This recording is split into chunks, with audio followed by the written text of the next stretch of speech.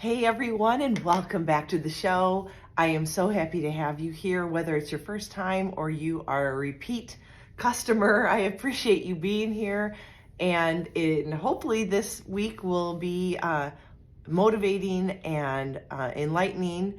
I thought I would start with a story about the beginning of where all of this started for me, and that was back in 2018 when I finally decided to do my elected amputation. And it was going to be an above knee because my knee was trashed. And I had spent years trying to salvage it. So, what ended up happening was, knowing my personality and that I spent 5 years laid up in beds and hospitals and PT offices from surgery after surgery after surgery. I had gone from originally doing karate several times a week, being in really good shape, not bad for my 40s. And that's when I hurt myself, and I continued to try doing stuff only to find out that my leg wasn't getting better. And then that's when the surgery started. When you are so active and then you go into inactivity for 5 years, you really start to reflect on what things you really are missing. Like, you don't think about it the first maybe year, but then it's like several years in, I started to realize I was missing skiing with my family and going on bike rides, hiking, everything that everybody was doing together, and I was at home hanging out. And so what ended up happening is, when I came to the realization that amputation was the thing for me, I decided to start setting goals for myself. Now, if you've heard my podcast before, you know that goal setting is really a high priority for me. When I started actually talking to other people that had gone through amputation, I realized that they had a lot of commonality, those that were succeeding. And it was that they goal set very specific goals, and they had a real positive attitude and a lot of energy. And so I knew that I could do what they were doing because I'm high energy. I do like to set goals, and I like to really prove people wrong. And so I knew that when people thought I would never walk normal again or even walk again, I was sure shooting ready to prove them wrong. So when you go back to the fact that I booked my surgery in September for December, I had months to plan, think, worry, be anxious about, excited about, and everything in between. I did a vision board, and it was different things that I had done in the past that I wanted to remember that I could do no matter what in the future. Even skiing was a picture of me skiing with the kids pre-injury. And so I was doing that stuff. And what I was kind of hoping for was getting back to the normal things, no matter what. Even if I was one leg down, I was going to get back to normal, quote unquote. As I tell amputees I talk to all the time, there is really no such thing as normal. It is your new norm, and your new norm will change from week to week, day to day, month to month, you name it. It's fluctuating. Even 4 years out, I still struggle on certain days with my leg fitting the right way, and what normal felt like yesterday doesn't feel so normal today. Now, the reason I bring all this up is because today I wanted to talk about purpose and my why. They are one and the same, and yet can be very different things. So, being a person of high intensity and wanting to be active, I needed to figure out my purpose. Like, what was I going to do with this now that I was where I was at? And I've even done an article where I knew what my why was. My why was my family, my health, and my family. And when I say my family, I mean my immediate family, right? The people that are affected day to day, and that's my 2 boys and my husband, and my dogs, because if I'm not out walking, they're not walking. And so I had my why. Why do I do what I do? Why do I try so hard? Why do I suck it up when things feel horrible? Why do I push through the pain? Why do I continue to try to, press more goals and do things like that? They're my why. They're the reason why I do what I do so that I can benefit from our relationship and do things as a family again, like we used to do. Now, purpose can be similar to that, but purpose is also finding the reason you are still on this planet. So what I tell people all the time is, you know what? You might hate your journey right now, and it might be really painful, heart-wrenching, character building. It breaks you down. It rips you apart. It makes you feel like you might as well be dead. But what it is really doing is telling you, listen, you have a purpose here. I'm building you for something. You've got to figure that out. And I know without a doubt, because I have been there, that there are some days when you get up in the morning or you open your eyes, that the last thing you want to do as an amputee is get up and start it all over again. Putting that leg on that didn't feel right yesterday, excuse me, or started making a sore on your leg, or a muscle that really got tweaked because you were really struggling with the shoes you were wearing with your prosthetic. The list is huge. And there are many reasons why some of us just want to put the blankets back over our head, curl in a ball, and just succumb to the day and say, not today. But I will tell you, without a doubt, that that is not the way to go about it. No matter what, I have never, ever pushed myself past that feeling and regretted it. Whenever I felt that way and I've had to drag my sorry butt out of bed, got my leg on, changed clothes, got a little makeup on, put my hair up and always in a ball cap, and started my day, something great has come from it. And when I say great, it doesn't mean huge. I'm just saying something positive, something amazing, meeting someone, and it could be as simple as someone smiling at you in a, that's an impressive thing you're doing, smile, or a way to go, smile, or an encouragement. Anyways, and so I've been talking to a bunch of people about this and the fact that when we find that we have a purpose, it is much easier to get up and conquer the day. And that comes and goes. Now, this is where my story comes back in. So when I knew that I was having my surgery in December, I started to get anxious. There was moments where I was scared. I'm like, what's it going to feel like to have someone cut your leg off? How is it going to feel when I wake up and the painkillers come off? Will I totally freak out when I see my leg is missing? I mean, there were so many things that caused me anxiety. And then other things that started to creep into my subconscious that would wake me up in the middle of the night is, what happens if someday I become a grandma and it's scary for those grandkids? They don't want to be next to me. It scares them to see a grandma without a leg, and then I started thinking, who am I kidding? This is not going to be easy. You're going to be a 90-year-old. You're not going to be on crutches all your life.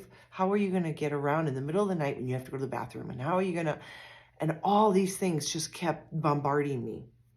That is when I went and saw my first PT that I saw through a lot of my surgeries, who told me to do a vision board.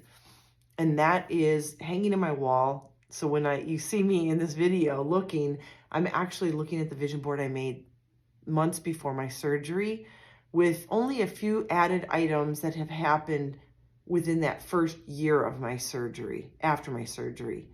But otherwise, it's as it is. Notes that my family brought and sent to me, quotes that I love, Bible verses that inspire me, pictures of my family, my why, and pictures of things I used to do, giving me purpose, and realizing that my leg missing didn't make me the person that I am or that I was going to be. That is something that comes from within, because I can still be a kind, generous, loving person, unselfish in what I do. I can also continue to be an ornery son of a gun who hates life. Whatever you are and your character is has nothing to do with your physical appearance. It is what you're built on inside, how you were raised, what you were taught as a kid, and the values and morals that you take with you through this journey of life. So at this point, I started making my vision board, and I started planning my year of comeback, is what I would call it. It was deciding what was happening. And the first thing that I knew that was happening with my mid-December surgery, that I knew in the first week of April that my family had booked a ski trip. Now, I had missed the 5 before, and being in Arizona, we usually go on 1 to 2 trips a year. And I had missed the 5 years before. So I missed 5 to maybe, let's say, 7 or 8 trips. And I wasn't going to miss any more. Now, I knew this going in, that January, February, and quite possibly some of March might be healing, of course, and staples still being in. I didn't know how long it would take for the staples to come out. And it did take a little longer because I had a portion of my leg that wouldn't heal up totally, so they kept them in about a week or so longer. And then I knew that I'd have to go through all the red tape that insurance has and go through the hoops to get a prosthetic, and then get my socket made, and then it get delivered, and all of that. But my first goal was to ski. And I had no idea what that was going to look like, but I was going to do it. And that April, I just had gotten, the week before, I had walked out of my prosthetics office with my leg, but I knew that I was not in control of it, and nor did I feel comfortable in it. I was cautious. I didn't trust it. It was only a week. So I decided that I was going to figure out a way to ski one-legged. I had watched other videos of Paralympians and everybody that was skiing, that they could ski with one leg. And since I'm not a snowboarder, skiing it was, and I knew skiing. So that's what I did. That was my first goal. And it gave me a purpose and a reason to get up every day and go to PT, or to strength train, I should say, because I don't even think I did much PT before skiing. I think it was actually just me working on my core strength and building up my bodily strength on crutches and everything with my good leg. Needless to say, April came and I skied. And it was probably the hardest, scariest thing I'd done in a very long time, besides choose to amputate my leg. And I've never been so tired, but yet so proud of myself as I did at that moment. And now, as we fast forward through this first year, the other things that I had planned was that my friend and I were going to do a 10K together in the January, a full year plus 2 weeks after my surgery, that I wanted to surf. And I started doing virtual races. So I had set smaller goals through the months, trying to get used to my walking leg, then my running blade, so I could do the 10K with my running blade. And I'll tell you what, I was driven. I had a goal set, and when something was achieved, boom, another one came up, with long-term ones set. Like, I knew in January of 2020, I was going to do, 2020, that I was going to do our Phoenix Rock and Roll 10K. So there's just all these things that were far ahead. Learning to surf, I spent a month or two of PT just working on my core strength and popping up and getting that strength, so I knew what that would feel like, and not go in like just weak. So I had all these goals. I had a purpose. Every day I got up, I was driven. I knew what I wanted. I knew where I needed to get to. Knew where I needed to be that day, where I needed to be by the end of the month, etc., etc. And I had a purpose. And, my why was really my family driving me, because I just wanted to be able to ski with them. The most enjoyable moment was being at the top of a ski mountain, on skis, in snow, and my family come and surround me. I never thought there would be a picture of me with my family up on a mountain again, based on the 5 years prior. And that was an awe-inspiring moment for me, and life-changing. And that's when I knew that anything was possible. And so that's when that kind of domino effect of, well, let's set another goal, let's set another goal, let's set another goal. And every goal was so that I can do stuff with my family, that they don't need to be afraid for me, that I was strong enough and had the courage enough to do whatever so that we could do things as a family, make memories, and have a normal, quote unquote, family life. So all those goals were set. But the story goes to this, that after that January 10K, I had skied, I'd surfed, I'd done virtual races that were 175, 150 mile long. I had done all these things. I did the 10K. It was ugly, but I did it. It was painful and sore, and I had so many socks that I had to put on under my liner. I had to stop, I think 4 times in 10K. So 10K is what, like 6.2, 6.4 miles? I had to stop like 4 times, take my leg off, put another sock on. And for those of you that don't know what socks are, when you have a liner system, before you can put your hard socket on, you have your liner. And when your liner, you start to shrink, and like when you're running and walking like I was, you're pumping fluids out, your limb shrinks throughout that time frame. And you take off your leg, you put on a sock, which goes right up over your liner, kind of goes around your leg so that it tightens it up. It's just making a buffer because there's too much space in your sockets moving, and then you can lose it. So sock on, put the leg back on.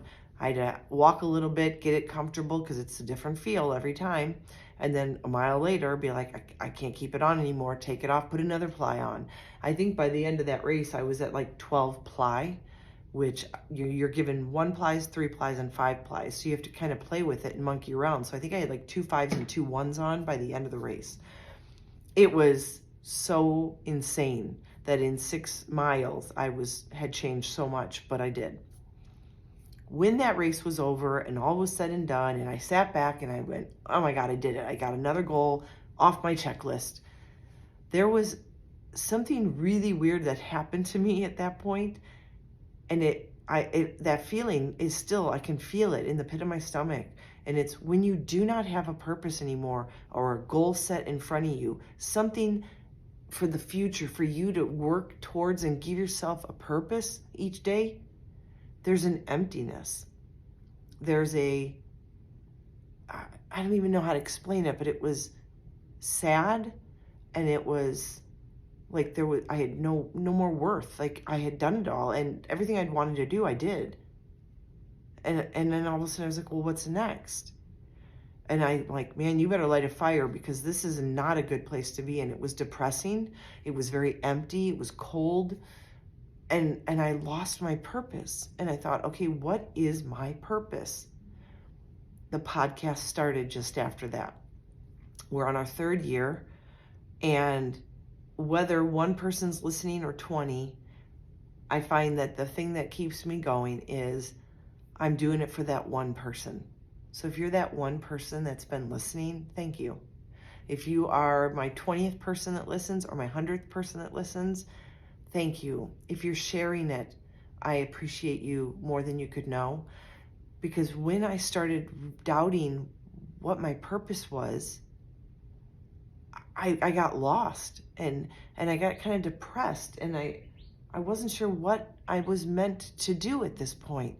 Because the first year, I lived for really myself and my family. And it was a very selfish year, I realize now looking back. But my husband, my family, they were behind me 100%. Everything was about seeing me succeed, which then gave me the power and the motivation to know that nothing could stop me now. If I could do it in the first year of being an amputee, I would be able to do anything. And I can't thank them enough for always supporting every crazy thing I wanted to do. But we did. So then it just became, what do I do with my life now? And I had to find what my purpose was. And like I said, I wasn't sure. So I started a podcast to help amputees stay motivated, stay positive, to know that they're loved, they're not alone. That is the purpose for my podcast.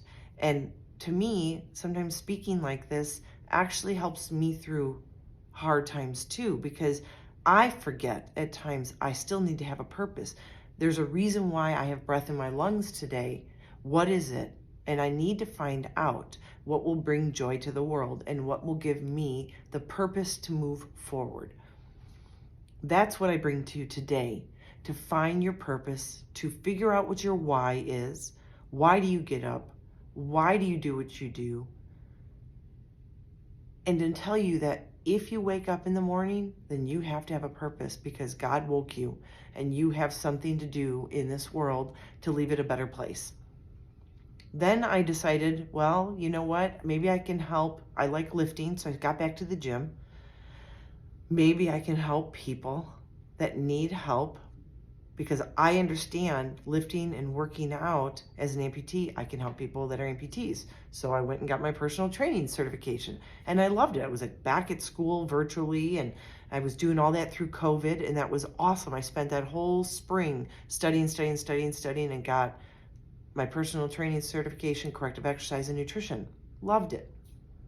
And then I was like, well, that's not enough. I'm now interested in horses. And so now I have this path that has led me down the equine therapy. And I've done some courses online. I've got certification online. I've done my own training, so I know more about horses and the tack and how to take care of horses and what to expect of them and their behavior, their mannerisms, and watching observation, things like that. And I love it.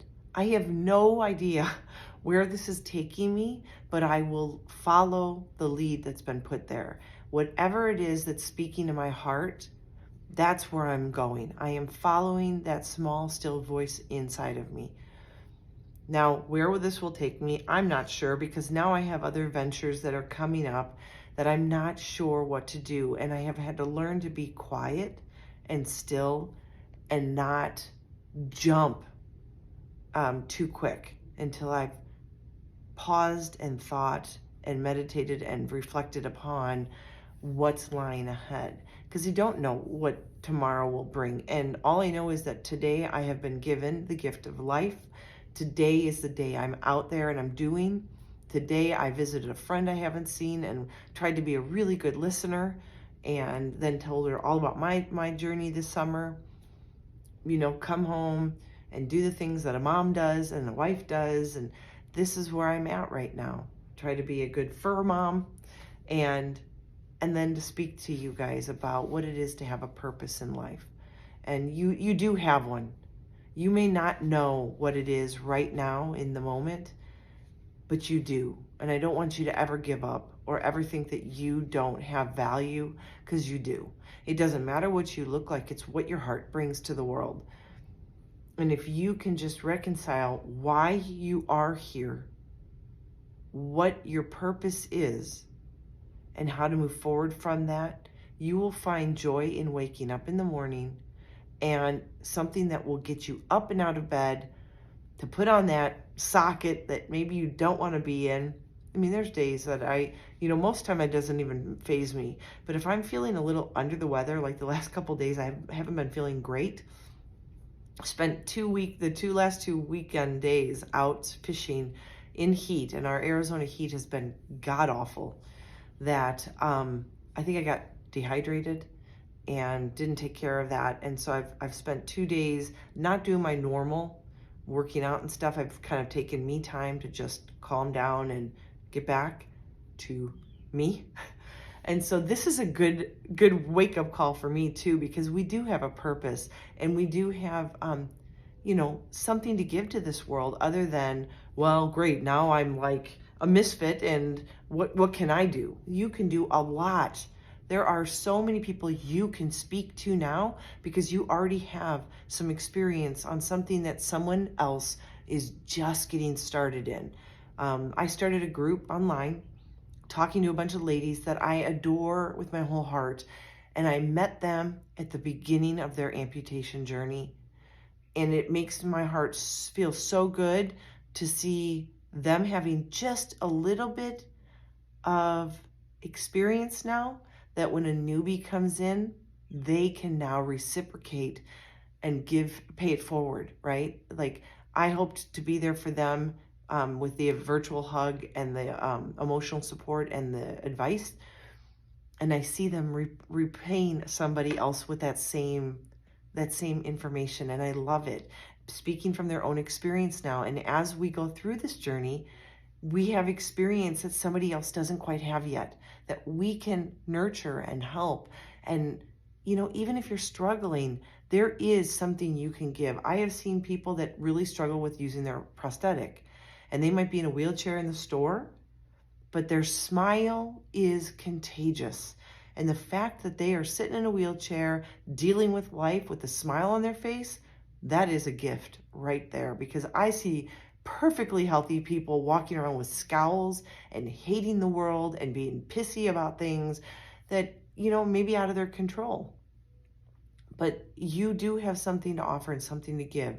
So as I wrap this up, I hope this gives you a little bit of hope and ideas, but we're going to end with a call to action. I love my call to actions because it makes you think about what you can do moving forward, not just listening to me. I don't need you just to listen to me. This is more for me, really. But you guys, a call to action for the next 7 days before we meet again is to figure out, first off, your why. There's somebody or something in your life that you need to do this for. And if your why is you, because that's all you've got in your life, then that is good enough. And if it's for your niece who's been watching you and might be going through something similar to you, then it's her. If it's for your dogs or your cat, then it's for them. Your why is your first and foremost, your heart moment. Like, who is it in your life that you need to be the best for? And it might, like I said, it might just be you. Then I want you to think about your purpose. What gifts have you been given that you can use in this life? It doesn't have to be wrapped around your amputation or your medical condition.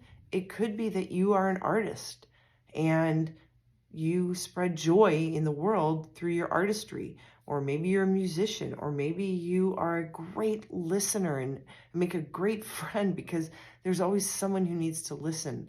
Maybe you're just a cheerful person and you need to spread that in the world because God knows we need it.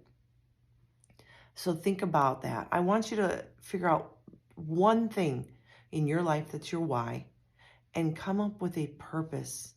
And truly, you could make your purpose something that's like philanthropy, like kind of a thing, like you're giving back to the world.